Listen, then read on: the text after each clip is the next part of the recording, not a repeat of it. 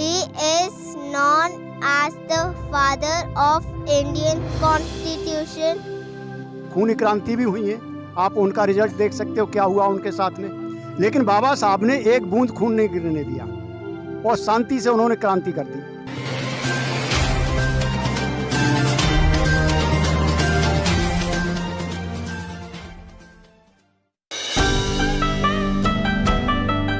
नमस्कार, आप देख रहे हैं एनबी न्यूज़ 24x7 नीलम बोध के साथ। और साथियों, आज दिल्ली के तमाम जगह के हमने कार्यक्रम कवर किए हैं, लेकिन यहाँ पर एक कार्यक्रम हुआ और आज एक ऐसा दिन भी है जिसको हम देखते हैं कि बहुत बड़े स्तर पर लोग आज, चाहे तो मैं फैशन के तौर पे कहूँ या अपने धर्म को स्थापित करने के लिए उसको करें। जिस तरह से बात आती है 25 दिसंबर की, क्योंकि 25 दिसंबर को 2 कार्यक्रम है। एक कार्यक्रम की हम चर्चा कर चुके हैं जो कि बहुजन महान पुरुषों से जुड़ी हुई है, और दूसरी बात करते हैं साथियों हम आज क्रिसमस डे की। और मेरे साथ में एक बच्चा है, पहले मैं उसका नाम जानना चाहूँगा। बेटा, नाम क्या है? रौनक कुमार। रौनक कुमार। कौन सी कक्षा में पढ़ते हो? Second day. सेकंड में। तो बेटा ये बताओ, जो आपने ये ड्रेस पहनी है किसकी है? ये ड्रेसअप किसका है? ड्रेस कौन पहन के आते हैं? Santa Claus. सेंटा पहन के आते हैं। क्यों पहन के आते हैं वो ऐसी ड्रेसें? अच्छा लगता है आपको ऐसी ड्रेसें पहनना? यस। ये किसने बताया कि ये सेंटा की ड्रेस है? किसी ने नहीं बताया। अपने आप पहन ली? बाजार में बिक्री थी या फिर किसी ने घर पे लाके दी? घर पे थी। घर पे थी। घर पे किस लिए लाए थे? कोई फंक्शन था स्कूल में या वैसे ही अपनी मर्जी से ले आए? वो क्रिसमस के दिन लाए थे। नहीं, वो तो आज है ना, मैं वही तो पूछ रही ना। स्कूल में कोई फंक्शन था तब लेकर आए थे या अपनी मर्जी से लेकर आए? मार्केट में बिक रही थी। अपनी मर्जी से। अपनी मर्जी से लेकर आए हैं। तो इसी कड़ी में मेरे साथ में शायद पेरेंट्स हैं इनके। आपका नाम क्या है? My name is Rajesh Kumar. Rajesh Kumar ji आपके बेटे हैं, तो पहले ये जानना चाहूँगी आप कौन से धर्म को फॉलो करते हैं? जी, हम लोग बिल्कुल बौद्ध धर्म और ये सब इन्हीं सबको जानते हैं और इस फॉलो भी करते हैं। सो ये एक ऐसा कार्यक्रम है जिसका मैं बहुत तहे दिल से शुक्रिया अदा करना चाहूँगा लोगों का, जिन तमाम लोगों ने ये प्रस्तुत किया है और जो इसका संचालन करते हैं, क्योंकि ये हमारी जड़ों और हमारी नींव को मजबूत करता है। और ये बच्चों को, हम एक नई पीढ़ी को, जो हमसे कहीं ना कहीं जो चीज़ें हमसे छूट गई, हम नहीं चाहते कि वो चीज़ें हमारे बच्चे छोड़े। हम चाहते हैं कि इसको जुड़ कर। आपने कहा कि आप बौद्ध धर्म को फॉलो करते हैं और बहुत अच्छे तरीके से करते हैं, और यहाँ पर जो आनंद महोत्सव है उसका भी कार्यक्रम किया गया है बौद्ध लोगों की तरफ से। लेकिन ये भी जानना चाहूँगी कि आज आप अगर बौद्ध हैं तो आपने अपने बच्चे को चीवर क्यों नहीं पहना? ये सेंटा की ड्रेस क्यों? नहीं, मैं इसके लिए मैं आपको बताना चाहूँगा कि देखिए, एक्चुअली मैं यहाँ पे रहता नहीं हूँ, मैं रहता हूँ रजौरी गार्डन में। सो मुझे पता चला कि ऐसा एक प्रोग्राम का आयोजन किया जा रहा है, तो मैं जल्दबाजी में क्योंकि मैं रजौरी गार्डन से यहाँ पर आया हूँ जस्ट बिकॉज ऑफ कि ये प्रोग्राम जो किया जा रहा है, इसको मैं और मेरी पूरी परिवार जो है इसको इसमें आमंत्रित हूँ। किसी भी वजह से मैं ये प्रोग्राम छोड़ना नहीं चाह रहा था, तो हमारे पास ये एक ड्रेस थी जो इस स्कूल में हमने लिया था, तो इस बच्चे ने यही वेयर किया। और हमारा घर में एक ही ड्रेस थी? नहीं, ड्रेस तो और भी थी, बट हमारा पर्पस ये था कि हम लोग यहाँ पर आए। तो लेकिन सर ये भी जानना चाहूंगी, क्योंकि जिस तरह से बुद्ध पूर्णिमा आती है, हम देखते हैं जो दूसरी संस्कृति के लोग हैं वो कभी भी जो बुद्ध जिस तरह से चीवर डालते थे वो चीवर नहीं पहनाते। लेकिन आप लोग या अन्य जो हिंदू धर्म के लोगों की बात करूं मैं, जिस तरह से एक तरह तो हिंदू राष्ट्र की स्थापना की बात करते हैं, लेकिन आज हम मैक्सिमम देख रहे हैं कि कहीं ना कहीं चाहे हिंदू धर्म के लोग हो या सिख धर्म के लोग हो या जैन धर्म के हो या बौद्ध धर्म के लोग हो, वो अपने बच्चों को सेंटा की ड्रेस पहना के बड़ा ही गौरवान्वित महसूस कर रहा है। नहीं, देखिए, ये हमें समझना पड़ेगा कि जो चीज़ें हैं, क्योंकि ये थर्ड जनरेशन है जिसके साथ मैं खड़ा हूँ, और सेकंड जनरेशन जिसका हिस्सा मैं हूँ, और एक जनरेशन जिसका मेरे पिताजी हिस्सा रहे हैं। सो वो चीज़ें बहुत जड़ से रही हैं पिताजी के साथ। कहीं ना कहीं हम कॉलेज गए, स्कूल गए, वो चीज़ें हमें हमारी जड़ों में जो जिसने हमें हमेशा गौरवान्वित किया है और जो हमारी जड़ रही है, वो चीज़ें शायद हमसे छूट गई हैं, बट मैं किसी भी वजह से नहीं चाहता कि वो चीज़ें हमारे बच्चों को ना मिले। ये तीसरी जनरेशन है, मैं चाहता हूँ कि जो चीज़ें मैं नहीं कर पाया उन चीज़ों को मेरा बच्चा आगे लेकर के जाए। जी बेटा, मैंने सुना है कि आप बहुत अच्छे सॉन्ग गाते हैं, तो हमारे दर्शकों के लिए कोई भी सॉन्ग सुनाएं। सुनाइए आप जो आपने प्रेजेंट किया था बेटा आज। Good morning everyone. My name is Ronak Kumar. My father name is Rajesh Kumar. My grandfather name is Sri Subair Chand. Today I am going to speak a few words about Dr. Bhimrao Ambedkar ji. Bhimrao Ambedkar was born on 14th April 1891 in Madhya Pradesh. His full name was Bhimrao Ramji Ambedkar.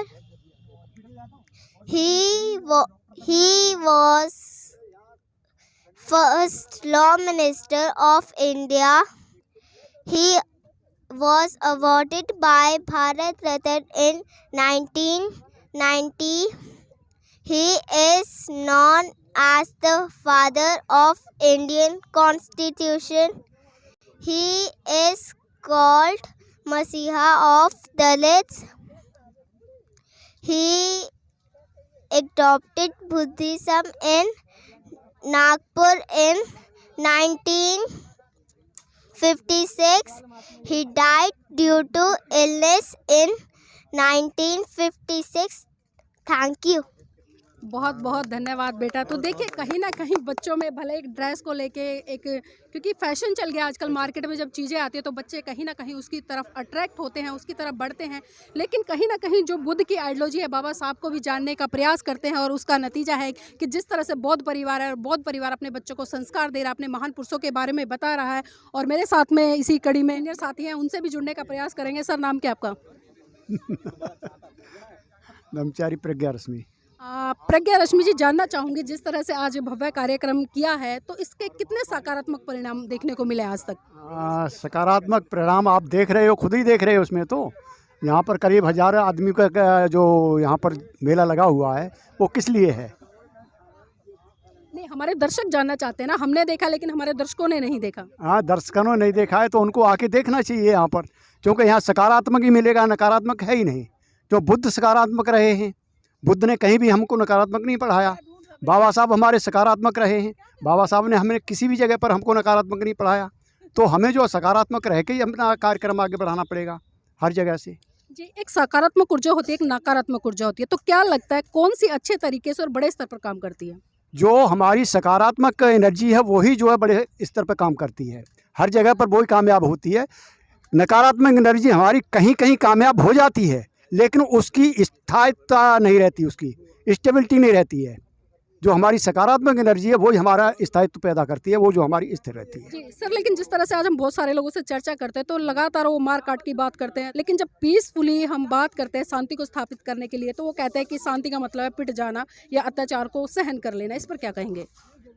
नहीं, ऐसा कुछ नहीं है। अत्याचार सहन करना ऐसा कुछ भी नहीं है।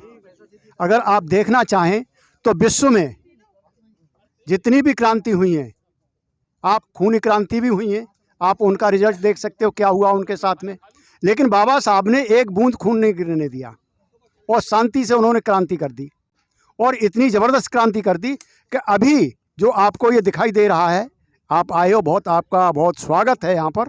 ये त्रिरत्न बौद्ध महासंघ पूरे विश्व में फैला हुआ है। किसकी वजह से?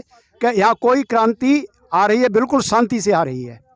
कोई भी व्यक्ति हमारा कोई ऐसा नहीं है जो गाली गलौज करे, मार काट करे या किसी उसमें मतलब लिप्त रहे।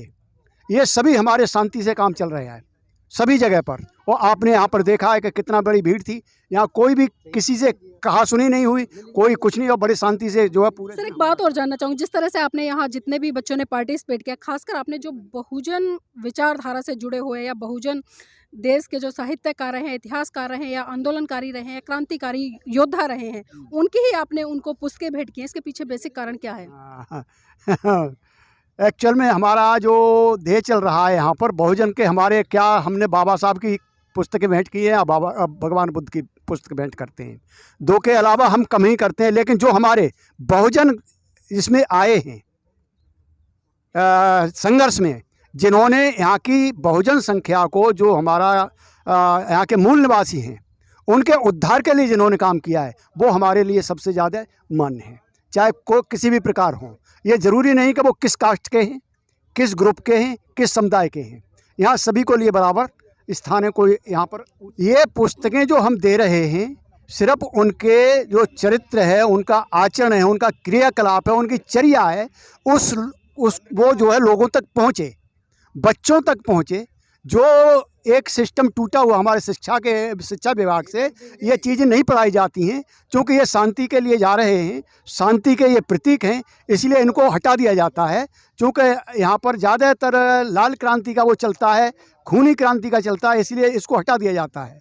आप देख सकते हो समाज में क्या विद्वेष फैल रहा है। विद्वेष को शांति में बदलने के लिए हमको जो है इनके जीवन को पढ़ना पड़ेगा, चाहे वो बाबा साहब अम्बेडकर हों, चाहे भगवान बुद्ध हों, चाहे ज्योतिबा फुल्ले हों, चाहे सावित्रीबाई फुल्ले हों, चाहे संत गाडगे हों, चाहे हमारे पेरियार रामास्वामी पेरियार हों, ये सभी के हमें जीवन को पढ़ना पड़ेगा और इनके जीवन को पढ़ करके उनके जो विचार हैं उनको अपने आचरण में उतारना पड़ेगा, तब हम आगे बढ़ सकते हैं, अन्यथा नहीं बढ़ पाएंगे। बहुत बहुत धन्यवाद सर आज की इस चर्चा में हमारे साथ जुड़ने के लिए। और देखिए जिस तरह से एक बहुत अच्छी बात यहाँ पर निकल कर आई कि जितने भी बच्चों ने यहाँ पर पार्टिसिपेट किया है और जो पोजीशन लेकर आए हैं उन तमाम बच्चों को बहुजन साहित्य बांटा गया है और उसके पीछे एक उद्देश्य जिस तरह से सर ने बिल्कुल स्पष्ट कर दिया। तो साथियों मैं चाहूँगी इस वीडियो को आप ज़्यादा से ज़्यादा शेयर करें, लाइक करें और हमारे चैनल को सब्सक्राइब करना बिल्कुल भी ना भूलें।